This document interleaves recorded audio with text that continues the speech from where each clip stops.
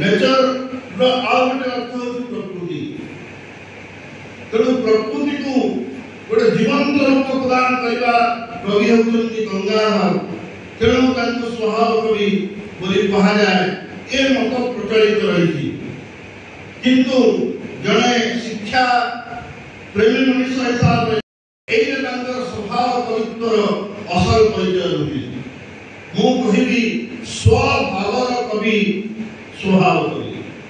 स्वभाव कहले निजस्व भाव को जे साहित्य रे परिप्रकाश करछंती आनिछंती उपादान विभिन्न सूत्ररु एवं ताहाकु निजस्व भाव रे निजस्व ढंग रे निजस्व शैली निजस्व रुचिपूर्ण भाषा रे ताहाकु व्यक्त करथिबा हेतु से स्वभाव कवि रूप रे चिरपूज्य होई पारबी।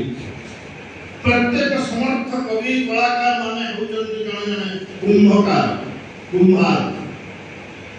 गोटे कुम्हार जमी विभिन्न स्थान रो माटी संग्रह करे एवं हांडी गढ़े माटी पात्र गढ़े एवं आउ के कलाकार है मूर्ति तैयारी करे से विभिन्न स्थान रो संकुलित माटी परित्यक्त माटी आमे पादर काकु माळेकी अतिक्रम करि जाउथवा माटी गोटे शिल्पी हाथ रे गोटे नवजन्म निये रूपांतरित हो जाए देवी प्रतिमा रे अन्नकुंड रे रूपांतरित हो जाए से कहार भूमिका थाए गोटे शिल्पी रो भूमिका थाए गोटे कुम्हार रो भूमिका थाए गोटे कवि रो भूमिका थाए सेही परि जणे ओडिया साहित्य विशिष्ट कुंभकार शिल्पी होचंती गंगाधर मेहर जे जीवन माटी को विभिन्न सूत्र संग्रह करछंती तांकर विषय वस्तु को आनिछंती प्राचीन रु पुराण रु इतिहास रु रामायण महाभारत रु पद्म पुराण रु गीता उपनिषद रु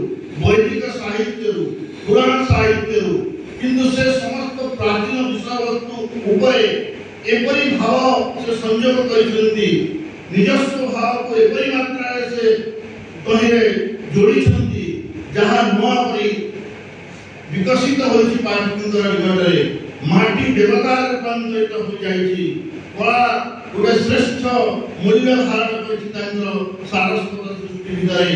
तेणु स्वभाव कवि भाव गंगा को कहीं आम विचार करबा से ऊपर किंचित आलोकपात करि पारे।